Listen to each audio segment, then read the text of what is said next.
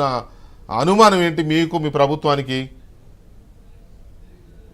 ఇప్పుడు ఒక పక్క విజయవాడలో ఉన్న పరిస్థితి, దాన్ని ఎదుర్కోవటానికి ప్రభుత్వ యంత్రాంగం మొత్తం దాని మీద దృష్టి పెట్టి ప్రతి ఒక్క బాధితుడికి బాధితురాలకి పునరావాసం కల్పించి వాళ్ళకి రిలీఫ్ కోసం పనిచేస్తున్నాం. ఈ దశలో వచ్చి శవాల మీద పేలాలు ఏర్పడటానికి వచ్చినట్టు రాష్ట్ర ప్రభుత్వ వైఫల్యం అని, లేకపోతే ముఖ్యమంత్రి వైఫల్యం అని, లేకపోతే ముఖ్యమంత్రి ఇల్లు మునిగిద్దని పిచ్చి పిచ్చిగా మాట్లాడుతుంటే, చంద్రబాబు నాయుడు గారు సాధారణంగా ఆయన శివుడు లాంటి వాడు. ఆయన గర్లాన్ని కంఠంలో దాచుకున్నట్టు మాలాంటి వాళ్ళం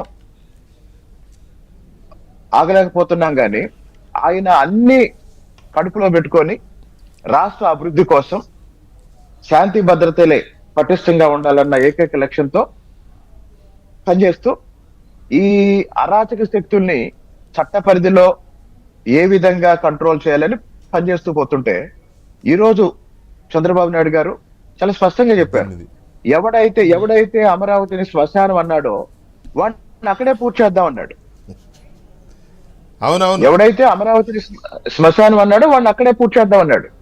ఒక పక్క విజయవాడలో వచ్చిన వరద గురించి ప్రభుత్వ యంత్రాంగం మొత్తం పనిచేస్తుంటే, భారతీయ మీడియా అమరావతి మునిగిపోయిందని, హైకోర్టు మునిగిపోయిందని, ఇవన్నీ ఇంకో విషయం.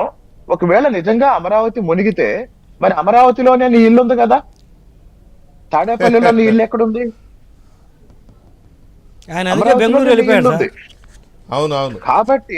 కాబట్టి దారుణమైన దుష్ప్రచారం. అయితే ఈ రోజు చంద్రబాబు నాయుడు గారు ఏ టోన్ లోనైతే హెచ్చరించారో, అమరావతి శ్మశానం అన్నవాడిని అక్కడే పూర్తి చేద్దామన్నారో, చంద్రబాబు నాయుడు గారికి తెలుగుదేశం పార్టీ కార్యకర్తల తరపున నా విజ్ఞప్తి ఏంటంటే, సార్ దయచేసి ఈ దుష్ట శక్తుల్ని మీరు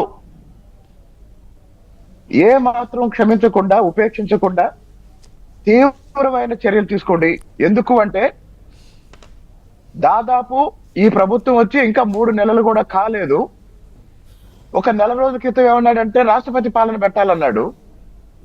ఇప్పుడు ఏమంటున్నాడంటే ప్రభుత్వ వైఫల్యం, ముఖ్యమంత్రి వైఫల్యం అని రేపో ఎల్లుండో ఎన్నికలున్న భాషలో మాట్లాడుతున్నాడు. అవును, అంటే జగన్మోహన్ రెడ్డిని ఇట్లా వదిలేస్తే అసలు ఈరోజు చంద్రబాబు గారు ఇంకో మాట కూడా అన్నారు, సంఘ బహిష్కరణ చేయాలి వీళ్ళని అన్నాడు. అవును సార్, సంఘ బహిష్కరణ కాదు, 1 కాదు 100 కేసులు పెట్టండి, జగన్మోహన్ రెడ్డిని ఈ రాష్ట్రంలో లేకుండా చేయండి, జగన్మోహన్ రెడ్డిని రాష్ట్రానికి రాకుండా చేయండి. కారణం ఏంటంటే వచ్చిన ప్రతిసారి ఏదో ఒక వివాదాస్పదమైన లేకపోతే విషపూరితమైన ప్రకటన చేస్తున్నాడు. ఇంకోటండి, ఆయన పార్టీకి విజయవాడ నగరంలో నాయకులు ఉన్నారు, కార్యకర్తలు ఉన్నారు. మరి 4 రోజుల్లో ఎక్కడైనా సరే లేరు. మీరు ఇప్పుడు క్షేత్రస్థాయిలో అసలు దాని గురించి చర్చ అవసరం లేరు. జగన్మోహన్ రెడ్డి గారు ఆయనతో పాటు వచ్చారు బయటకు.